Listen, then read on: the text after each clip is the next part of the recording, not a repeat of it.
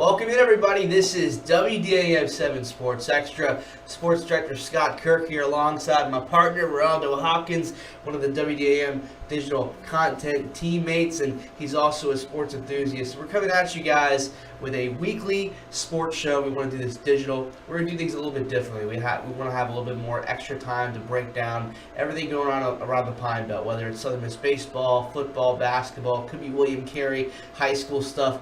This is an extended talk to really hash things out, do a deeper dive on things, and really share this with you, the viewers. It's all about viewer interaction. We want to have some live comments in here, some suggestions, some feedback, just everything going on around the week in Pine Belt sports. We know how busy it gets for Renaldo. He's a Mississippi guy himself. He's just back at WDAM. So Renaldo, tell us where you were and just about Mississippi sports in general and just what makes you a sports enthusiast. Well, yeah, I'm returning back to WDAM. I did a small little stint at Atlanta News First. That's a sister station of WDAM. I was there last year, majority of all last year in 2025. But coming back home, I would say I'm originally from Quitman, Mississippi, so I'm not too far down the road. I'm a product there. Graduated from Quitman High School.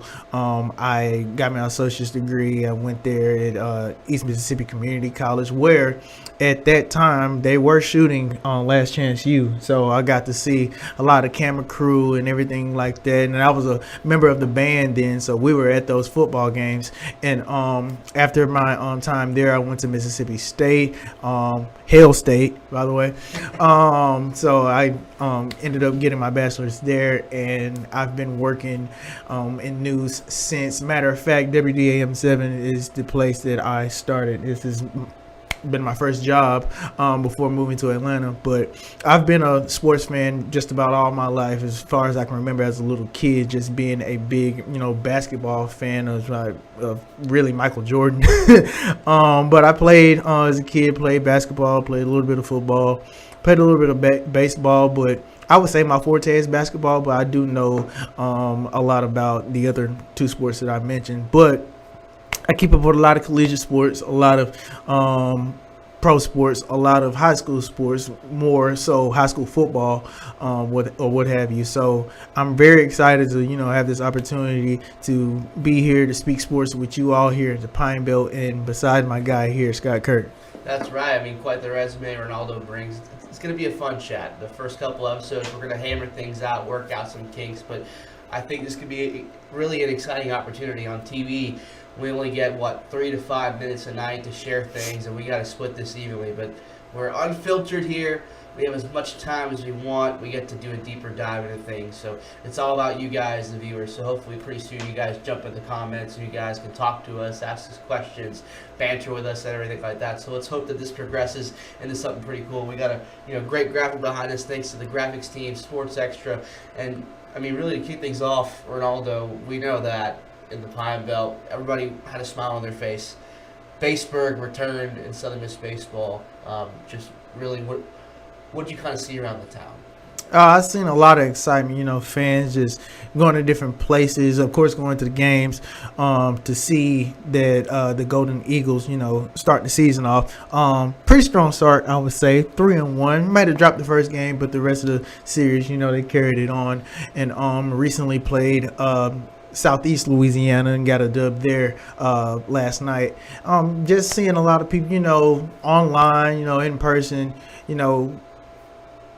the excitement of Baseburg is in the air, and it's going to continue to be in the air for about the next few months. So I'm just seeing a lot of people just looking forward to this season. Hopefully the Golden Eagles can bring a national championship back to Hattiesburg. That's right. Southern Miss 3-1 to start 2026. A fun opening weekend against UC Santa Barbara, and then we saw Southeast Louisiana. Ronaldo, tell me a little bit about this weekend, how exciting it is.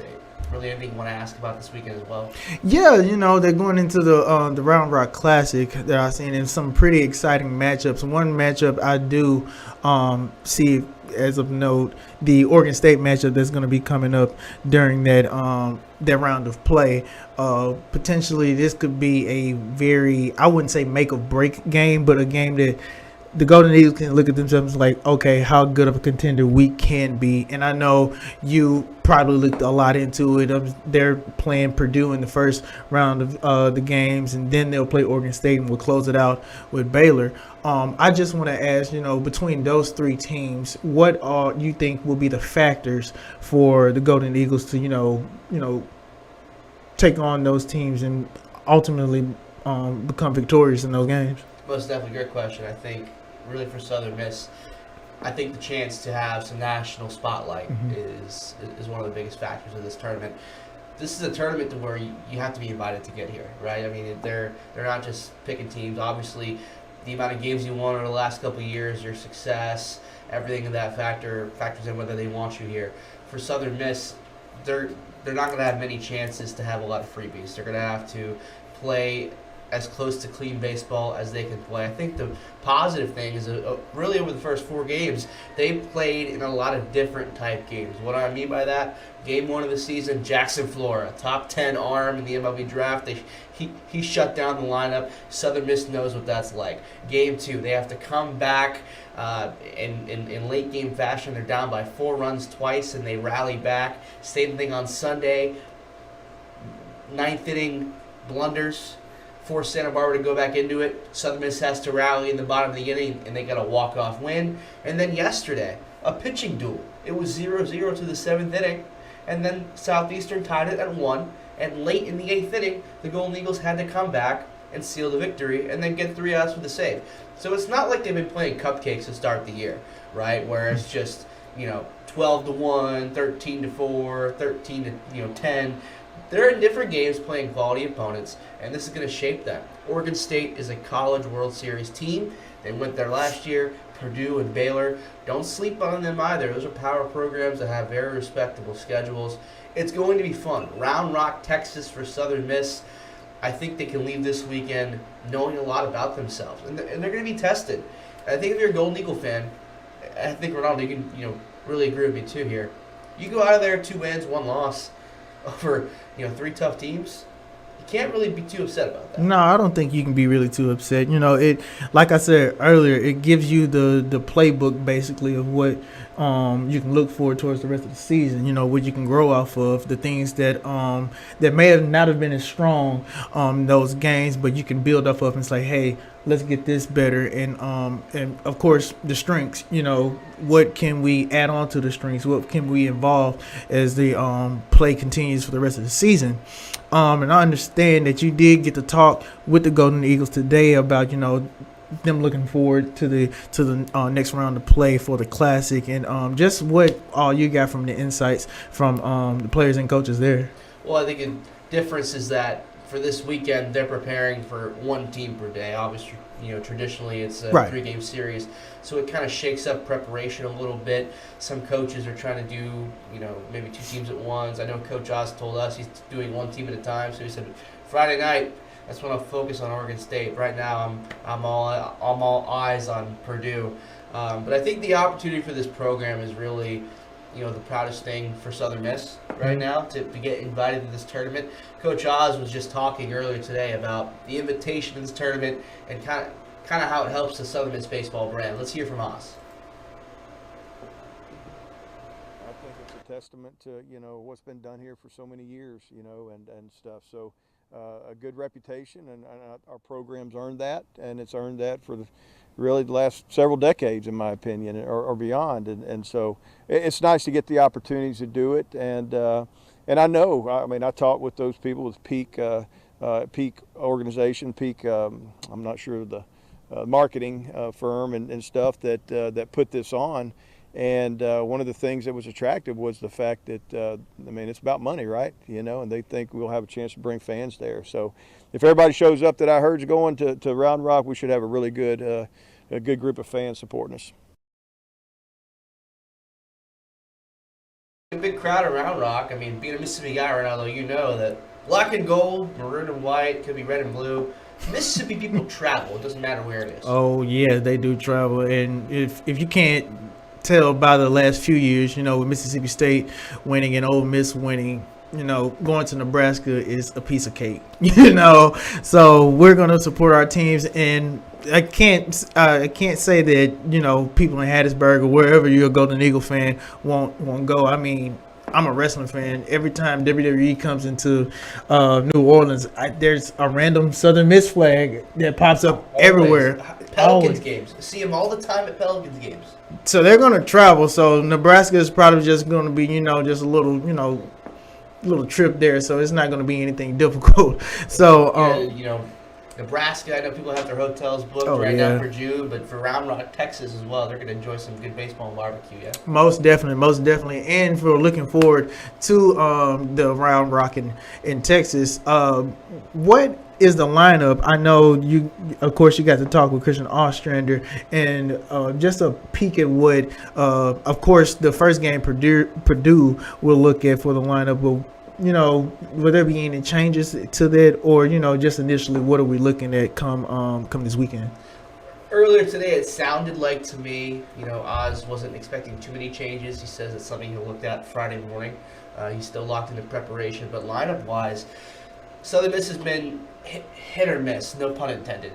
It just depends. But where I can give them so much credit is that I feel like in the big moments, when they need a timely hit, the offense has produced. They did it yesterday against Southeastern Louisiana. Davis Gillespie with the home run in the 7th inning. How about in the 8th inning? Joey Urban and Matthew Russo delivering. And then, of course, against Santa Barbara, those late game hits. I think overall, you got to be pretty satisfied.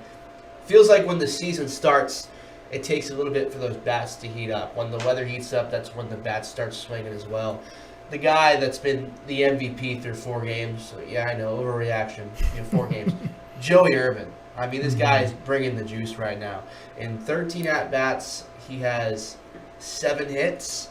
Wow. He walked 3 times yesterday against Southeastern Louisiana. I'll give you his paper-popping stats here. 3 RBI. He has the home run this season. Joey Urban's batting .538. I mean, in 4 games, what more can you ask for? He's a senior. He is a knowledgeable bat. He's trying to fill gaps that guys like Nick Monastery and Jake Cook left behind.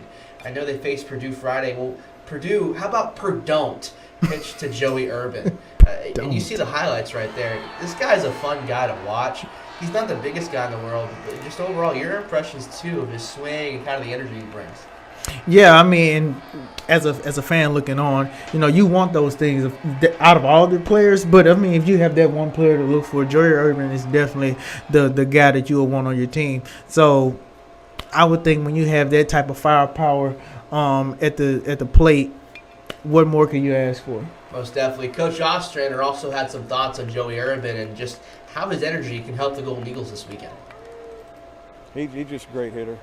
Anytime, I've spent all my career trying to get hitters out. When you get a guy like him and you're trying to attack him, a guy that can hit you, beat you to right field, beat you to left field, can catch up to velocity, can hit spin, just all that stuff. I mean, it's just a mature hitter, great approach, just a great hitter. I mean, he's earned everything he's getting right now, and it's not a fluke. I felt that way. I felt like he was one of the best, if not the best hitter on this team. And doesn't mean he might not have as much power as somebody else, but just pure hitter that can, go from, right field foul pole to left field foul pole at any moment. That's hard to do, and that's a credit to him. He's done a great job.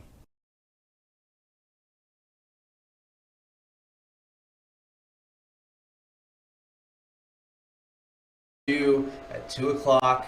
And then Saturday, 11th ranked Oregon State at 5 p.m. And then Sunday, they wrap up the Round Rock Classic against Baylor at 3 o'clock. All those are Central Time. And also, just want to give a quick note, programming-wise. If you guys want to watch these games, you cannot do it through ESPN+.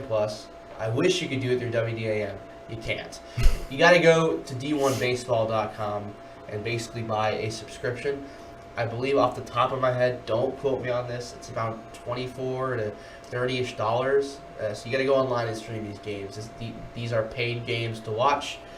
But if you want to keep it old school, you can listen to our guy John Cox on the USM radio too. So, hey. But I mean, should be a fun weekend. Ronaldo, just to wrap up the Round Rock talk, you got any predictions you want to share with us? Just off the top of your head from what you've seen in 4 games, looking at the schedule blindly a little bit.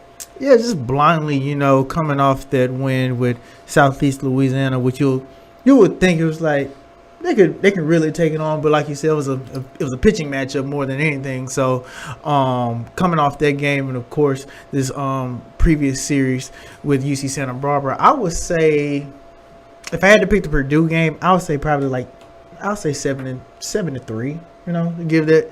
But the Oregon State game, I'm gonna go out and say like 6-5. Oregon State. Or no, I'm actually picking USM. So Southern Miss. Okay. Yes, I'm Okay. gonna pick Southern Miss, take that in 6-5. A very competitive game with that, and then the last game up against Baylor. I might give Baylor the edge, not a crazy edge. I was kind of thinking the same thing. Yeah, I'll probably say maybe 4-2. I think it's fun to be hopeful here. I think if you're a big Southern Miss fan and you kind of look at it from a big lens, the one that you circle is the Oregon State game, but you can't count out the other ones, right? Because Right. Oregon State's the College World Series team. That's the exciting matchup.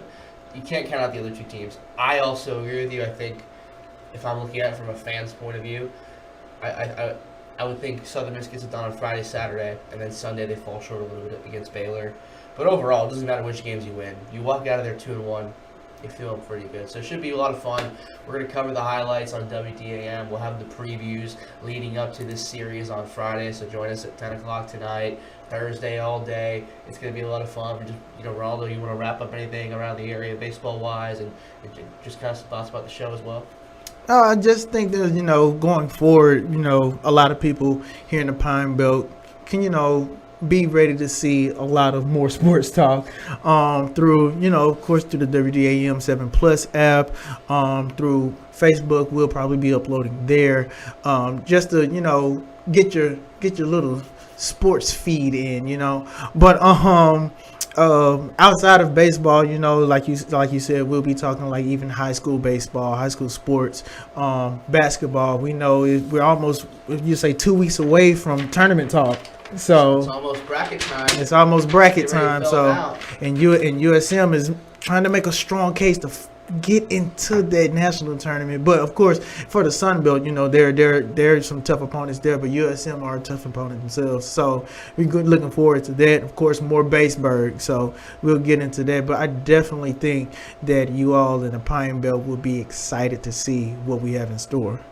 Most definitely. Before we head out, we just want to give a quick shout out to our Miss Basketball Award winners at the high school level, Mariah Farrell from Heidelberg and Kayleese Walker from Laurel High School, two dominant players on the girls' side of hoops action. Both teams, Laurel and Heidelberg, are currently on the championship chase to get to the big house in Jackson. And of course, William Carey, men's and women's hoops, just have 2 games left before their season comes to an end and they start their tournament. I want to give a shout out to Jones College as well. Newton Mueller has become the first men's basketball coach for Jones College this century to have 3 straight 20-win seasons. So a lot going on in the Pine Belt. Also in soccer, Sumrall going to the Class 5A state championship. Guys, don't worry. This is just episode 1/0 of Sports Extra. There's a lot more that's going to happen here. A lot more we're going to grow on this show. We're going to have a good time. So just bear with us here. We're just getting things started. Stay with us, though. It's going to be a fun ride, I promise. But that'll wrap things up here for now. We'll see you guys next week. For Renaldo Hopkins, I'm Scott Kirk. Catch you later.